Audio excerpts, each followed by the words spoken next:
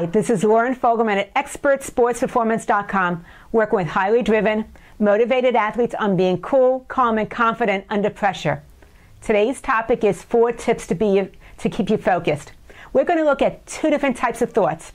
One type keeps you tuned in, and the other type tunes you out. And they both serve a purpose, depending on how much experience you have as an endurance athlete. If you're a newbie or recreational athlete, you tend to have more of what's called dissociative thoughts.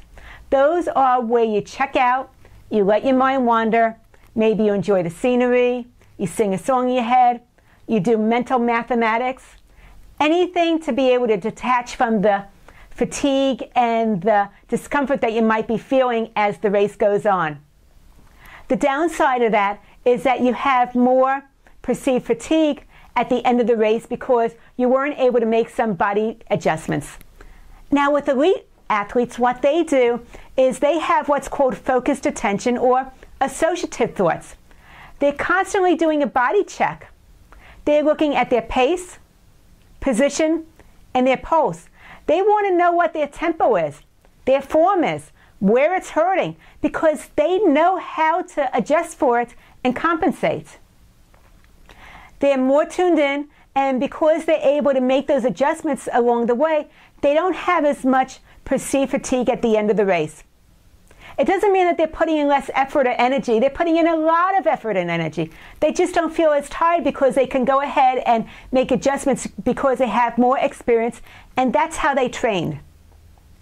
I believe that if you're going to go ahead and race, you want to train like the elite athletes do, being more tuned in, knowing what you're feeling, and how to make the adjustments accordingly, because you're going to have a better race in the long run.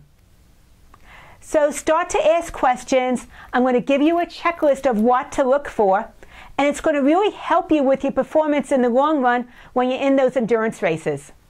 So let's go ahead and see what you want to check into. The first one has to do with pressure. Think about where you're really holding your tension. Do you feel like you're furrowing your eyebrows, that you have a clenched mouth, you're gritting your teeth? Maybe you're clenching your fists. Or possibly you're really going ahead and picking up your shoulders high and you're tensing them. Any of those things is going to add extra pressure.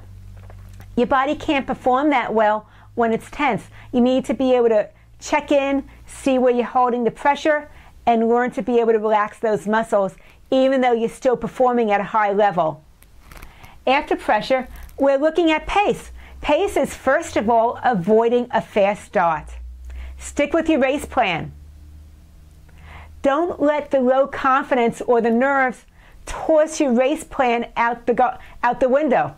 You trained a certain way for a certain tempo. Stick with it and run your race as opposed to somebody else's. The other thing you want to do with pace is check your splits. See where you're at as opposed to where you ought to be at, and what adjustments do you need to be making to your race plan, because you're either on top of it and you don't feel like you're really exerting yourself that much, so you can really amp it up a little bit, or maybe you need to make adjustments and pull back a little bit, or you're really good to go. But know where your pace is, know where your splits are, and follow your plan. After that, has to do with perceived exertion.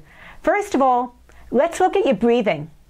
Are you breathing from your solar plexus and really taking in good deep breaths so you're oxygenating your whole body and your blood? Or are you breathing high from your chest? Because when you're not feeling good and you're under pressure, you tend to breathe more from your chest, but what that does is it just actually creates more anxiety and pressure in your system. So you want to be able to shift from breathing up here into your belly, and that'll help to relax you as well.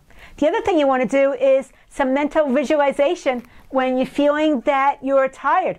Do you want to visualize being pushed some way, maybe pushed up the hill by some energetic force, or do you want to feel like you're being pulled along maybe by the person in front of you? There's all these different things you can do as far as visualization that really helps you to be able to amp it up a notch and give you that extra energy. The other thing is to have some positive mantras.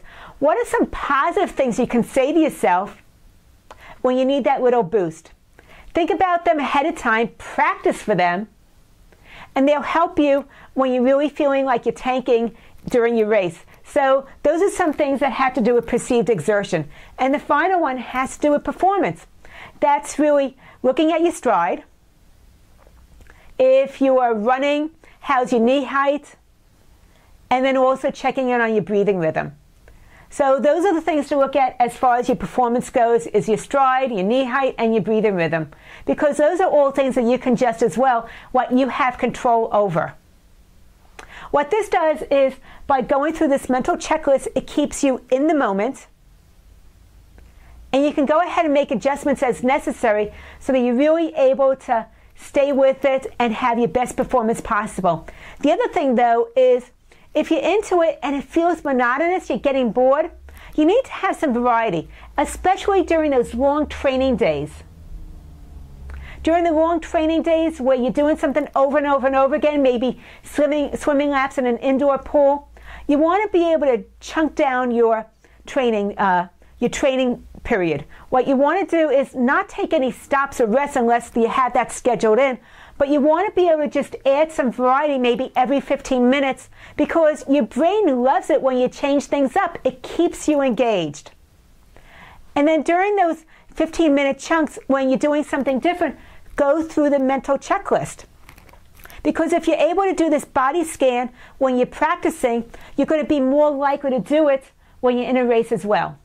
It's going to have a great payoff for you because you'll be more tuned in. You'll learn how to make adjustments. It's going to give you a little boost that you didn't know you were capable of doing. And the bottom line is, if you know how to adjust for things, because you're trying out different things and you find something that works, it's going to boost your confidence also. Now here's the challenge. Focus takes practice. It's not something that all of a sudden happens on race day. I want you to be able to train for focus. And this is something that you can do outside of the gym, outside of the pool, or wherever you're training. Go ahead and pick a spot and look at that spot without any thoughts going through your mind. For 60 seconds. 60 seconds is a lot at first. So if there's any thoughts that enter your mind during that 60 seconds, you start over again until you can hold 60 seconds. Now 60 seconds feels like forever for you. Let's go ahead and start at a lower amount and build up the endurance. Maybe you need to start at 5. Most of us can hold a spot or point without any thoughts for 5 seconds. Once you do 5, let's double it to 10. After you can be able to pick a spot and look at it without any thoughts, go to 20, 30. Then you have 45 and 60 seconds. Now, if you can do 60 seconds, and at this point it feels like a cakewalk for you, let's go for 5 minutes. That's the Uber challenge. Can you look at a spot in the room or pick a point and be able to focus on it, not check out, but really focus on it without having any thoughts wander into your mind for 5 minutes? If you can do that, you're really good to go. I'm pretty impressed. And share that with me. I'd love to hear it.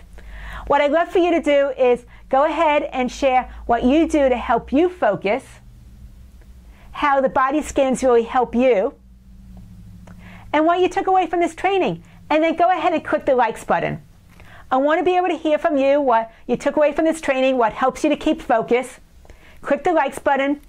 And if you're interested in my free video training series on the 7 essential steps for peak performance, go to my website, expertsportsperformance.com, put in your name and your email address. Immediately, you'll get the first out of the 3 video trainings. I'd love to hear from you. Like I said, post a comment. And my goal is to show you how to stay cool when the heat is on. Lauren Fogelman, expertsportsperformance.com.